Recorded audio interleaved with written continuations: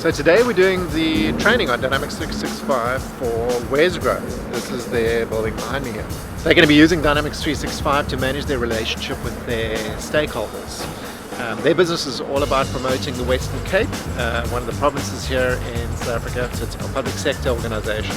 We've got a pretty unique and cool approach to the training with some video-based training ahead of the workshops that we're going to be doing today with a series of change champions who are going to be taking the training further into the organization. And we're using these workshops as an opportunity to instill a methodology that they can take to their teams.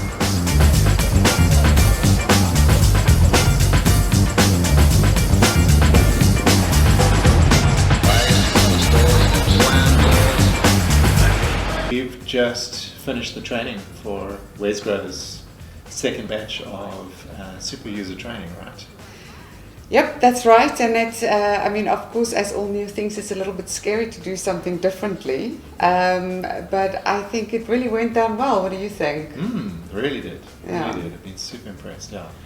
And I think that, what we were aiming for was, to energize the training and that learners are engaged. That's the ultimate. Because once you have people engaged in a topic, the chances of them learning is better and the chances of adopting the new system is better. And of course, then at the end, what we want is we want our customers to, be getting the return on the investment. That's what we're aiming for.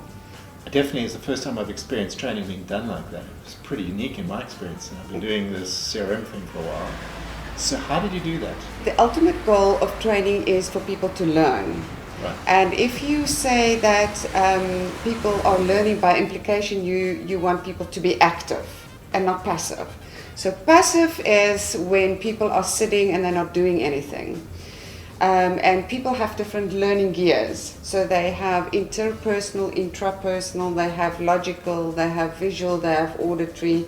So once you create a learning environment where more than one of those gears are switched on, that increases the chances of learning. How did it work? Okay, so what I did with the technical stream is I said, okay, can you help me break up the curriculum into themes and then functionalities that fit with those categories or themes as we started in the beginning? And then I said, okay, so that what we're going to do is we're going to break the classroom up in 4 groups. And for each theme, we take the technical functionalities that they should be able to do, and we give them that as a group work. So instead of one person demoing everything, each person gets an instruction. They watch a video that we built for them up front, and then they have to demo this technical instruction in case, let me give an example. On the CRM, show a list of activities with high priority in descending order of due date. So one person in the group gets this activity and they have to demo it to the other 3 people. Then we put people in an evaluation mode. Because if you listen to how other people are explaining things, you learn something yourself. Again, it's about engaging more than one brain gear. So then for the demo, whoever's in charge, the rest of the team gets an opportunity to evaluate that person on how they're explaining it. Because remember, our training target audience is a multiplier level in the organization, and they need to go back to their teams to train it. What you want to do is you want to create a layer of people that you can enable. They are the enablers. And they are the people that duplicate the training for you into the rest of the organization for 2 reasons. It's cheaper for the customer. And secondly, they understand the business environment better. Cool. Well, it's worked like a bomb. It definitely has worked. Okay, so listen, I've been in the CRM software space now for most of my career. I can see. Yes. And a consistent theme is, we're all done here and the system is out there and it hardly gets used. It's actually pretty gut-wrenching if you're in this CRM consulting space. It's not great for business.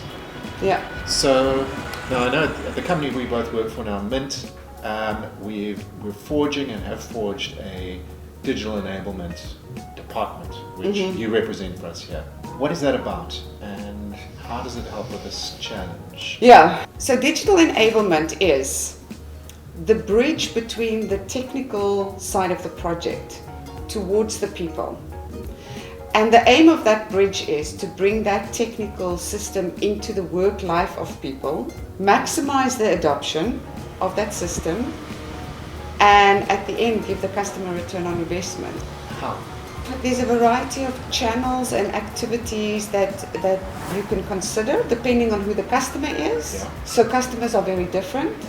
Customers pick a brand or a theme for their project, and then according to a model we plan to take those users from not knowing anything about anything through a series of phases and events and activities and communication campaigns and training, by the way, which is what we did today, so that at the end of that road you look back on it and you say there's a very high chance that people are predominantly positive about the system and they're able to use it. Because it's often the stakeholders and your management and your senior management levels that play an absolutely critical role in how people adopt it. And that's how we structure it, to work with all the layers in the organization, not just the people that are using the system. Something that I've noticed that you do in the way in which you engage, because we're now, I think this is our third client that we're working on together, is, first of all, there's a benefit that somebody is dedicated to looking after this people side of things on a project. There's a whole group of people, typically in my experience, who are focused on the technical solution. Yep. And it's either left to the client or it's an afterthought or nobody looks at it at all in terms of the people side. And I think what I'm seeing as a benefit is you're focused on it, it's your only thing you're doing. You're conscious of what's happening on the technical side, but you're focused on the people side.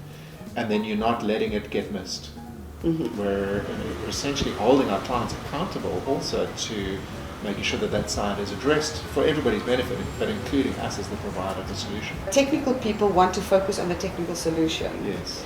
And you know, the customer wants results. And the digital enablement focus is to bring those two things together. I think something that I've got better as, often I'm the person who's crafting these project costings, the end-to-end engagement and everything that is included in it. And I've sort of felt more self-confident in positioning that digital enablement as not an extra, but as part of the solution. It's just one of the steps that we do amongst many other different variety of things. And I think part of that also is the digital transformation that has taken place. Cloud services, software that very often is less development where they're actually doing. And there's actually more focus on training, adoption, the people side of things. And I'm thinking that's also an industry trend. Yeah, and I think, you know, the workforce is under pressure to become more and more digitalized. Yeah. That's a reality of the workforce. So enabling them to do that is not a nice to have anymore. Yeah. It's becoming a basic necessity. And it's one of the future skills. This is essential for our business model, for growth, for innovation, for staying relevant. I wanted to ask you about the video-based training. Why did you opt to go that route in this particular client's case? For me, there was two reasons. The one is you want a medium of information that people can always return to. I think the second reason is you want to allow people to absorb information in their own space and time. If you don't know how to do something, there's a video to go back to and help you through, you know, the steps of it in a very safe way, because you can stop and re-listen and you can rewind anytime that you want to without somebody in front of a classroom say, come on people, you need to hurry up now, we're on to the next step here. Something else that I picked up on this particular project that I thought was interesting, and it came out very strongly in today's training session. So the original brief from the CEO of this organization was to keep the scope of the project very minimal, right? I mean, his brief was names and notes, and that's it. And And I think the background to that was a previous CRM system that they tried to implement for a number of years with fully fledged CRM, as is very often the case in our projects actually. And that hadn't worked for this audience, that is their users, their user community. One of the comments from somebody here, and this is a change champion who's going to go now take this into their business unit and train their users, was that it's still a lot. That there's still a huge breadth to what we're being trained on here and what we're doing with the system. Yeah. So for me as a CRM practitioner, I was like, wow. And this is the most simple one of the most simple. Yeah, this is entry level. Yeah, this is really dumbed down, and you still think it's very broad. Yeah. So I thought it was an interesting comment, and I think it's helped me identify with the fact that we really do need to start very simply, depending on the user audience, and most users are like this. For them to take this and put this into practice is actually quite a lot. And I think, sometimes, if I can say this about technical people, I think you work with it every day, right? With systems, with the complexity, you become familiar with every nuance of it. I think for people that is just at a user end, it can be quite intimidating. And I think from that point of view, you want to chunk it for them, because people learn better in pieces. And that's why we went with this approach as well. We didn't say, for one day, everybody is sitting down in the classroom and now we're teaching you the CRM system. We broke it up in modules and in different sessions with homework in between. Now you go and train your own team, and then you come back for session number 2. And I think that in that way, it's not so scary.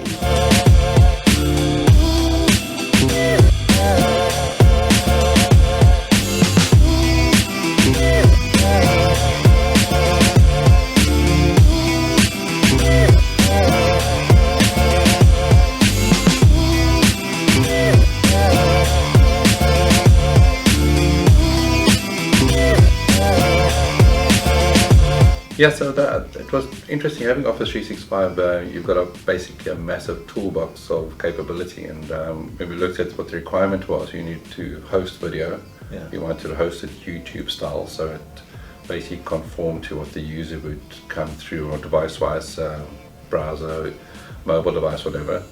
We needed to be able to do quizzes and interactive forms to get in feedback. We wanted to have a central place that hosted, that had your authentication. And we had all that in Office 365. Wesgro were licensed for that as well. So let me run you through what we did. So the idea was to create a Dynamics 365 training portal, which we have here. And our training portal basically highlights the modules that have been added.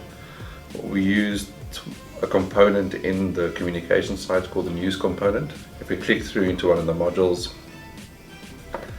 it has the module topic, and then the stream video actually embeds in the page.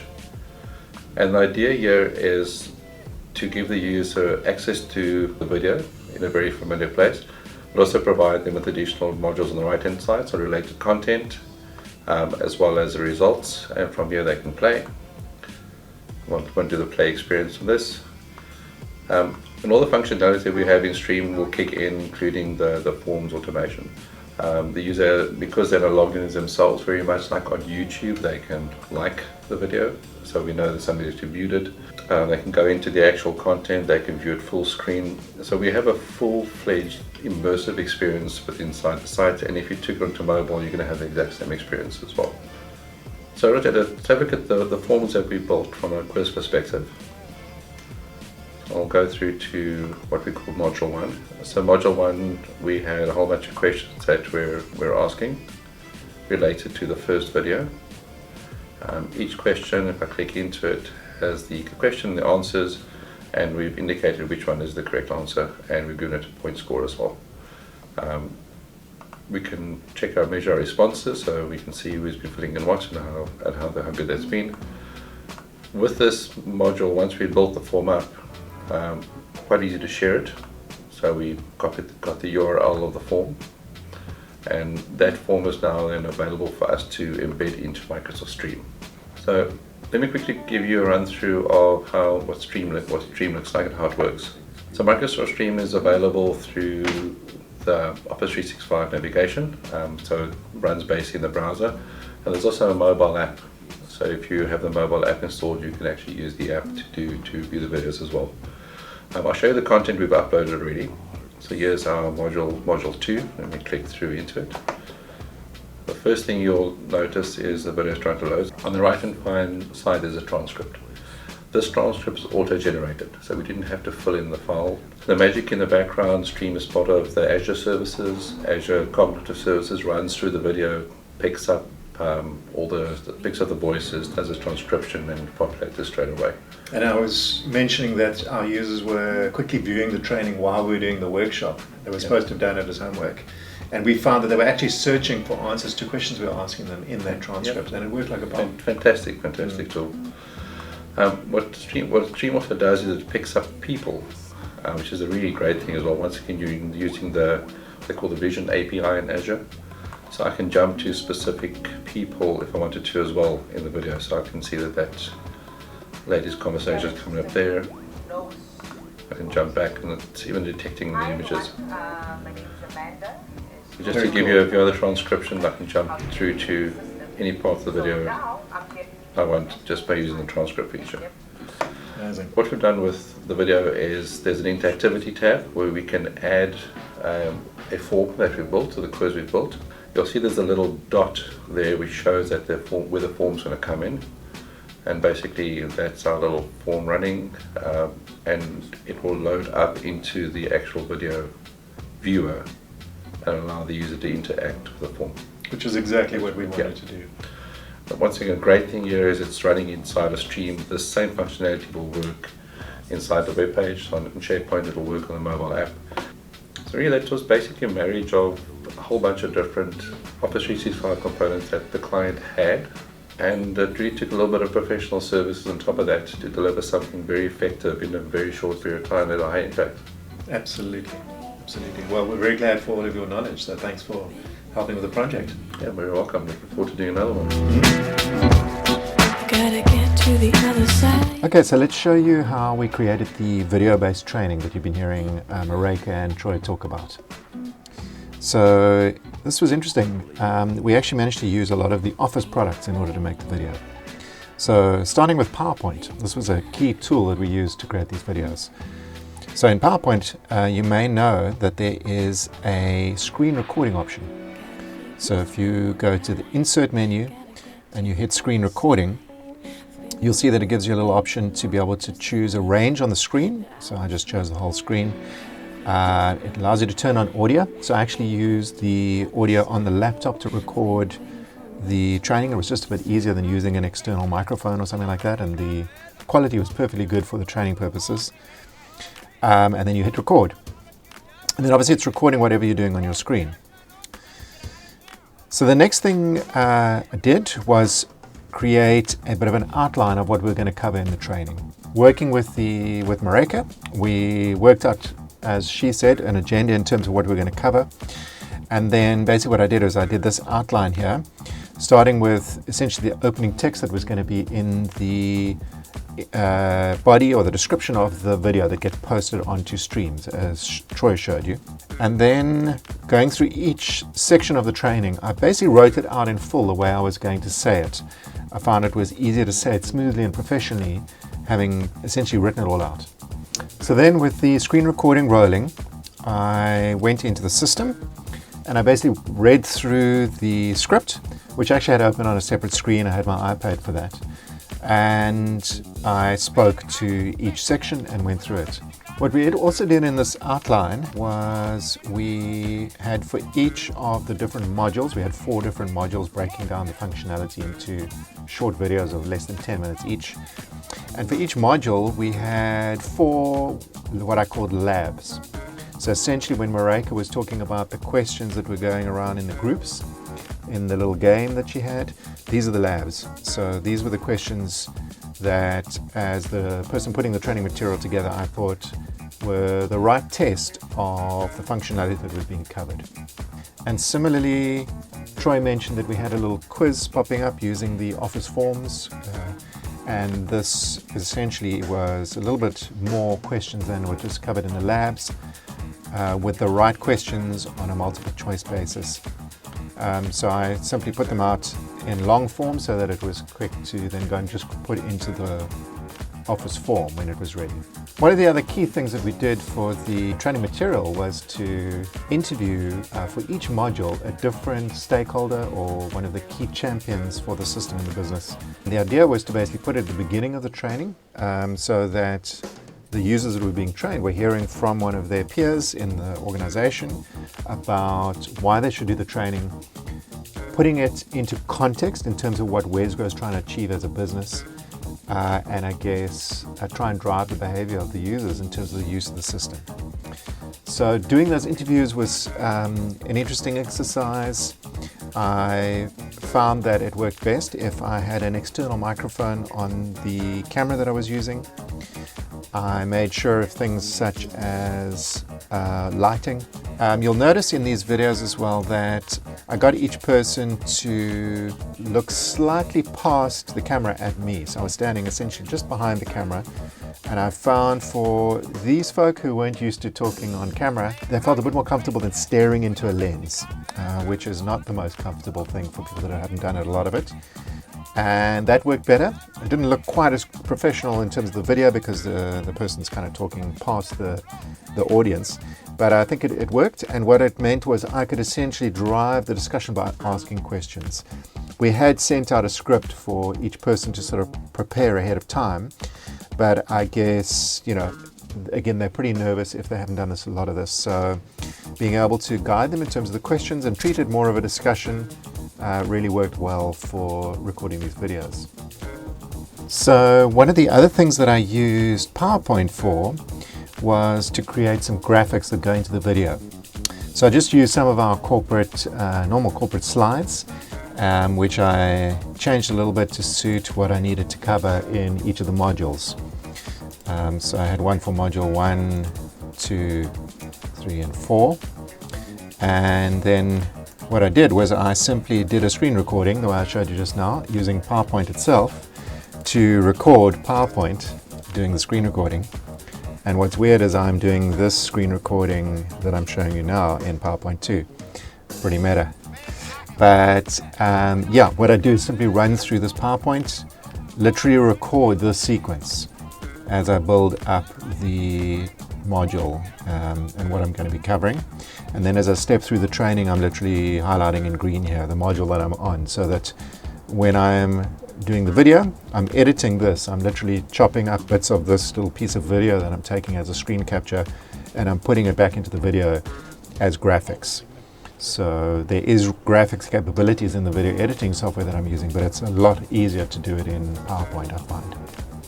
So yeah, little tip for you there. And then how I put the editing of the video together was using a software application called Davinci Resolve. So this is actually a particularly powerful editing software. It's really a fully fledged video editing suite. But don't be put off by that. First of all, it's actually free if you're in a single user mode, which I am. And secondly, to do the basic editing isn't very complicated. Probably works much the same as any video editing that you can get. So how this works is you get a timeline like this. If I hit play here, you will see that it's going to play through at the top of part of the screen here what is in the recording.